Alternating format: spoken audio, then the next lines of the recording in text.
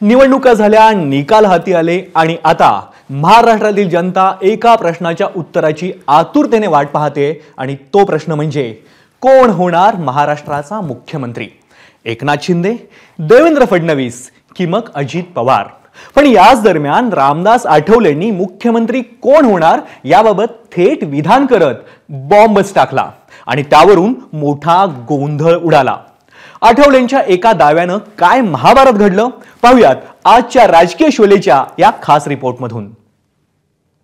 महाराष्ट्राचा मुख्यमंत्री कोण होणार? शिंदे होणार की फडणवीस होणार?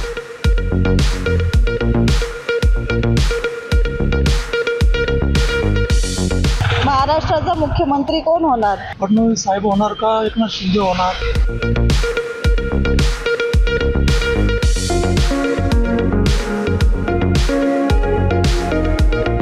महाराष्ट्राचा मुख्यमंत्री कोण होणार? महाराष्ट्राचा मुख्यमंत्री कोण होणार? शिंदे होणार की फडणवीस होणार? सीएम कौन बनेगा? एकनाथ जी बनेंगे या देवेंद्र जी बनेंगे? मुख्यमंत्री कधी होणार आहे आणि कोण होणार आहे? एकनाथ शिंदे की देवेंद्र फडणवीस? का अजून कोणी होणार? 23 नोव्हेंबरला विधानसभेचा निकाल लागल्यापासून सगळ्यांनाच पडलेला हा प्रश्न, महाराष्ट्राचा मुख्यमंत्री कोण होणार? या प्रश्नाचं थेट उत्तर देण्याचं धाडस कुणीच करत नाहीये। अपवाद एक, वन अँड ओनली केंद्रीय राज्यमंत्री रामदास आठवले।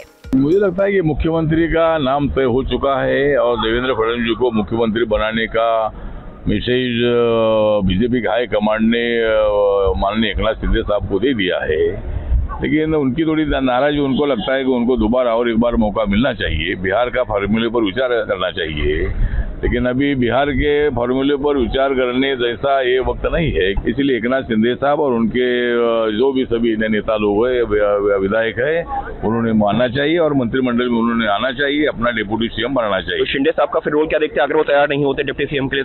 तो मुझे लगता है कि उन्होंने दिल्ली में आना चाहिए, मोदी साहब से बात करके, अमित शाह साहब से बात करके वो दिल्ली में आ सकते हैं, दिल्ली में उनको कैबिनेट मंत्री बनाया जा सकता है। रामदास आठवलेंचे हे शब्द कानावर पडताच एकनाथ शिंदेंच्या मनाची काय अवस्था झाली असेल?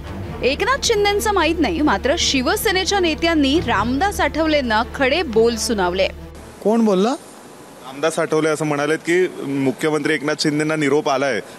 रामदास आठवले बोललेत ना, त्याकडे काय एवढं लक्ष द्यायचं आणि त्याच्यावरती काय प्रतिक्रिया द्यायची? ते नेते आहेत, ते असंच काही काही बोलत असतात। आठवले साहेबांबद्दल आम्हाला नितांत आदर आहे, परंतु आमच्या पक्षाचे निर्णय आम्हाला घेऊ दे ना। आमच्या पक्षाचे निर्णय घ्यायला आम्ही अतिशय सक्षम आहोत एकनाथ शिंदे साहेबांच्या नेतृत्वाखाली। त्यामुळे कुणी कुठं जायचंय आम्ही ठरवू, आम्हाला आदर ठेवून सांगतो, सल्ल्याची आवश्यकता नाही। आठवले साहेब आता का बोलायला लागले त्याचे कारण मला काही सांगता येणार नाहीत, परंतु माहिती आहे आठवले साहेबाचा या सर्व प्रोसेसमध्ये कोणताही रोल नाही, म्हणून ज्यांचा रोल आहे त्यांनी जर काही बोललं, त्यांनी जर काही वक्तव्य केलं तर त्याला एक आगळं वेगळं महत्त्व प्राप्त होतं। कॅमेरासमोर शिंदेंची शिवसेना आठवलेंचं वक्तव्य गांभीर्यानं घेत नसली तरी प्रत्यक्षामध्ये मात्र त्याकडे दुर्लक्ष करता येणार नाही याची त्यांना सुद्धा जाणीव आहे। मुख्यमंत्री पदासाठी एकनाथ शिंदे आणि देवेंद्र फडणवीस यांच्यामधील चढाओढ संपूर्ण निकाल लागण्याच्या आधीच सुरू झाली। बीजेपी का ये कहना है कि जिसकी ज्यादा नंबर होंगे उनका मुख्यमंत्री होगा, तो क्या इसको सपोर्ट किया जाएगा? ऐसा कोई भी हमारा तय नहीं हुआ है। अभी पहले तो अंतिम आंकड़े आने दो, उसके बाद तीनों पार्टी बैठेंगे। आता प्रश्न असा आहे की आठवलेंच्या दाव्याप्रमाणे खरंच एकनाथ शिंदेंना दिल्लीमधून फडणवीसांच्या मुख्यमंत्री पदाबाबत निरोप मिळालाय का? हा प्रश्न उपस्थित करण्यासाठी वाव दिलाय तो स्वतः शिंदे पिता पुत्रांनी। राज्याच्या सर्वांगीण विकासासाठी मुख्यमंत्रीपदी पुन्हा श्री एकनाथजी शिंदे साहेब विराजमान व्हावेत अशी सर्वसामान्य जनतेची भावना आहे। आता ही एक्स पोस्ट तुम्ही शोधायला जाल तर ती तुम्हाला सापडणार नाही, कारण श्रीकांत शिंदेंनी एक्स पोस्ट काही वेळातच डिलीट केली।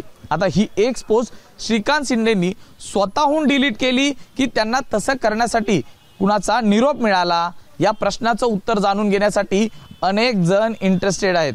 बरं, श्रीकांत शिंदेंच्या या एक्स पोस्ट नंतर एकनाथ शिंदे यांच्या हँडलवरनं एक सूचक पोस्ट करण्यात आली आहे। महायुतीच्या प्रचंड विजयानंतर राज्यामध्ये पुन्हा एकदा आपलं सरकार स्थापन होणार आहे।